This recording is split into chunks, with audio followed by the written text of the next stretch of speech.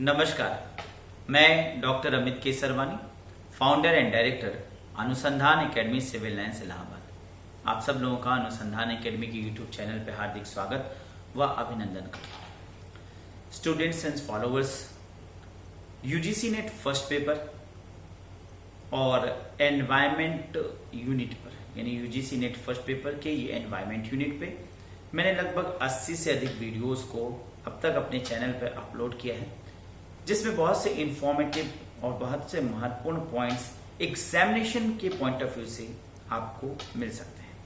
इसी सीक्वेंस के अंतर्गत आज मैं एनवायरमेंट में कुछ समिट्स के सीक्वेंस में एक इम्पॉर्टेंट सीक्वेंस, एक इम्पॉर्टेंट समिट, एक इम्पॉर्टेंट अंग उस पर चर्चा करूंगा। That is IPCC, that is inter governmental panel on climate change.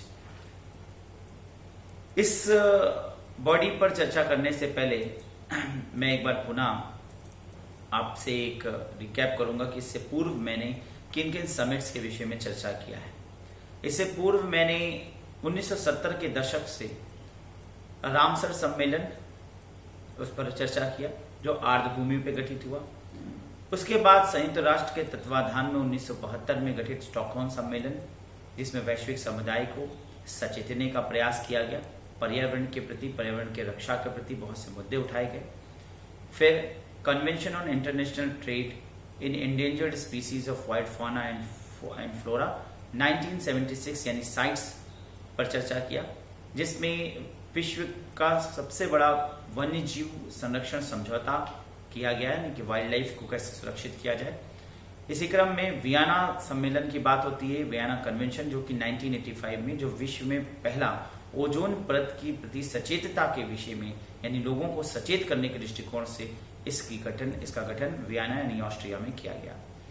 Bharat ने भी इस पे काफी स्टेप उठाया और पर्यावरण प्रोटेक्शन एक्ट 1986 यानी कि एनवायरमेंट प्रोटेक्शन एक्ट 1986, पर्यावरण संरक्षण अधिनियम 1986 भारत में हुए भोपाल गैस त्रासदी को देखते हुए एक कठोर संसद के द्वारा एक अधिनियम पारित किया, जिसमें इस प्रकार के किसी कोई एक्सीडेंट भारत में फिर ना हो सके, क्योंकि ये भोपाल गैस त्रासदी ना ही भारत बल्कि विश्व के लिए देखा जाए तो दोनों के दृष्टिकोण से एक काफी मानवता को झंझरा देने वाली एक घटना थी।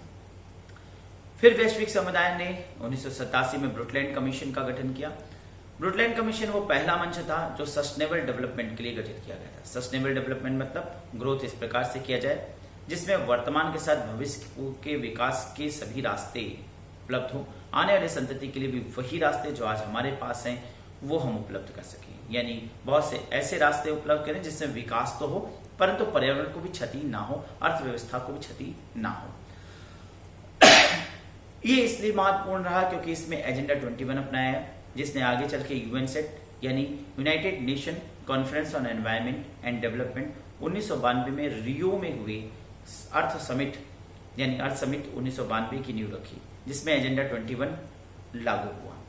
और इसी रियो की सीनरीज को देखें तो रियो 5 यानी 1900 कहा जाए तो 1997 में रियो 5 इस पर परख करने, इस पर जांच करने के लिए कि एजेंडा 21 कितना प्रभावी रहा देखने के लिए गठित किया गया, और जिसमें कुछ और भी बातें जैसे globalisation, widening inequalities of income and continued deterioration of the global environment पर चर्चा हुई और इसे ऐड किया गया। आगे चल के 5 साल बाद फिर जोहान्सबर्ग में एक बार फिर रियो डेट इज रियो 10 यानी सन 2002 में रियो 10 की घटना का गठन किया गया, जिसमें एजेंडा 21 में कल्चर को जोड़ा गया, जो कल्चर पर वैश्विक समुदाय का एक विश्व का पहला मंच माना जा सकता है। इसके बाद 10 वर्ष बाद रियो 20 यानी सन 2012 में यूनाइटेड नेशन कॉन्फ्रेंस ने सस्टेनेबल डेवलपमेंट के लिए रीअफर्मेंट के लिए एजेंडा 21 को फिर से ड्राफ्ट किया और इसका एक आउटकम डॉक्यूमेंट तैयार किया जिसे आवर कॉमन फ्यूचर का नाम दिया गया। ये था रियो का सफर। लेकिन वियना सम्मेलन जो कि 1985 में हुआ, जिसमें ओजोन परत को लेकर सचेतता जागृत किया गया था, ये देखा गया कि ओजोन परत क्षय हो रहा है, धीरे धीरे ओजोन परत के क्षय से ग्लोबल वार्मिंग की समस्या उत्पन्न होगी और विश्व में एक ऐसी स्थिति आ जाएगी कि जीवन जीना ही मुश्किल हो जाएगा। अतः विश्व को सचेत करने मात्र से वैश्विक जागरूकता करने मात्र से ही इसे नहीं रोका जा सकता था, विश्व को कुछ कमिटमेंट करना होगा। इस दृष्टिकोण से 1987 में मॉन्ट्रियल प्रोटोकॉल का गठन किया गया और वैश्विक समुदाय के सामने ओजोन परत के संरक्षण हेतु कुछ कमिटमेंट्स रखे गए, जिसे वैश्विक समुदाय ने 2 साल बाद 1989 में लागू कर लिया और अपना दिया। इस प्रकार से विश्व के समुदाय ने मिलकर के प्रतिबद्धता व्यक्त की। भारत ने भी मॉन्ट्रियल प्रोटोकॉल को काफी हद तक बढ़ चढ़कर भारत में आकर के वन नीति को अपनाते हुए और काफी हद तक कठोर नीतियों को स्वीकार करते हुए बढ़ चढ़ के कार्य किया। अब बात करते हैं इसी क्रम में 1988 में आईपीसीसी की, inter governmental panel on climate change. अब पर्यावरण के संबंध में चिंतन का मुद्दा बढ़ता जा रहा था। विकास तो हम कर रहे हैं, लेकिन यह विकास हम इस प्रकार से कर रहे हैं कि वर्तमान का विकास हो जाएगा और आने वाले समय में भविष्य फिर से एक बार भूत में लौट जाएगा, यानी भविष्य अंधकार हो जाएगा। क्यों हो जाएगा? क्योंकि जाहिर सी बात है, अगर पर्यावरण क्षतिग्रस्त हो गया, पर्यावरण को नुकसान हो गया तो प्रकृति ही नहीं रह जाएगी, या प्रकृति हमारे जीवन जीने योग्य नहीं रहेगी, यानी जहां हम जी ही नहीं सकते। तो फिर जब मानव ही नहीं रह जाएगा तो विकास कैसा रह जाएगा? तो बड़े बड़े कल कारखाने, फैक्ट्रियां और तमाम संसाधन रहेंगे, परंतु मानव जीवित नहीं रह पाएगा। ऐसी दशा में हम विकास तो नहीं कह सकते इसे। कहीं ऐसा ना हो कि विकास के इस अंधा दौड़ में हम इतना आगे बढ़ जाएं, इतना आगे बढ़ जाएं कि पृथ्वी में आग लग जाए, ग्लोबल वार्मिंग इतना बढ़ जाए, ओजोन लेयर डिप्लीशन इस स्तर तक चला जाए, इतनी ज्यादा डिप्लीशन हो जाए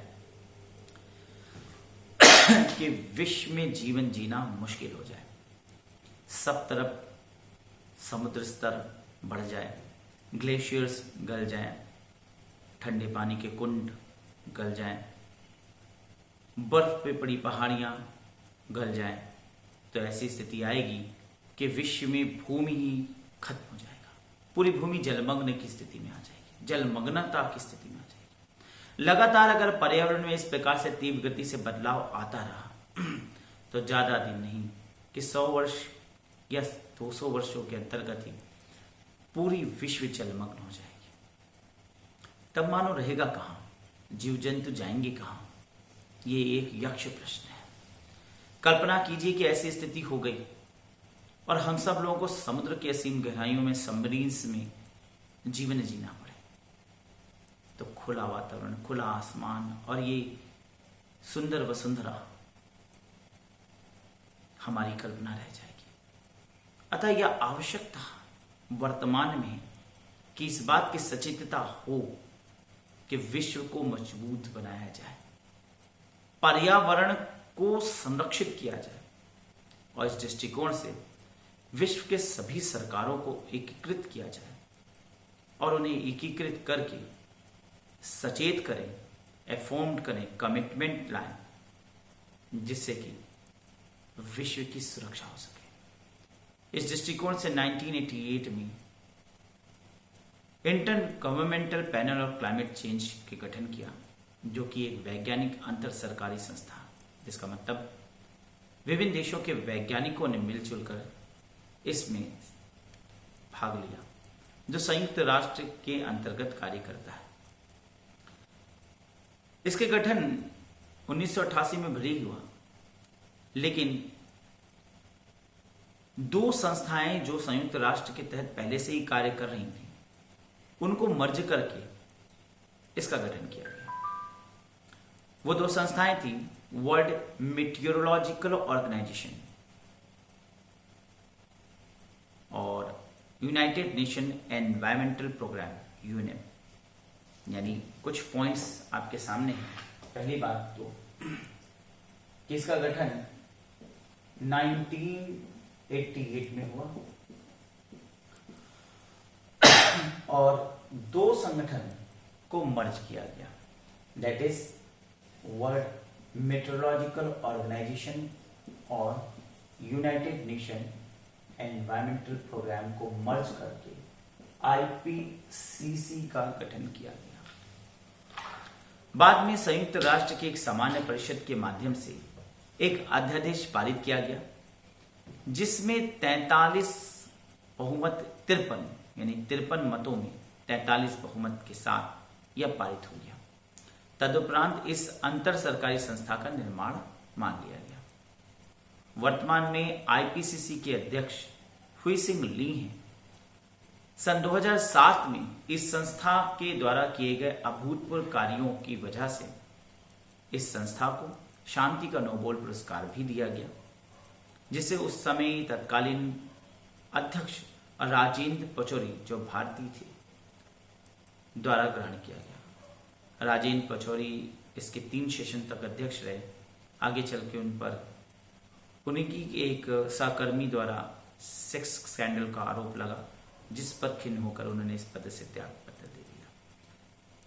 तो इस प्रकार से यह अंतर सरकारी संस्था आज विश्व में पर्यावरण की स्तर को बदलते लगातार जो क्लाइमेट में चेंज आ रहा है, उस पर एक वैज्ञानिक चिंतन करने वाली, वैज्ञानिक मनन करने वाली संस्था के रूप में कार्य कर रही है।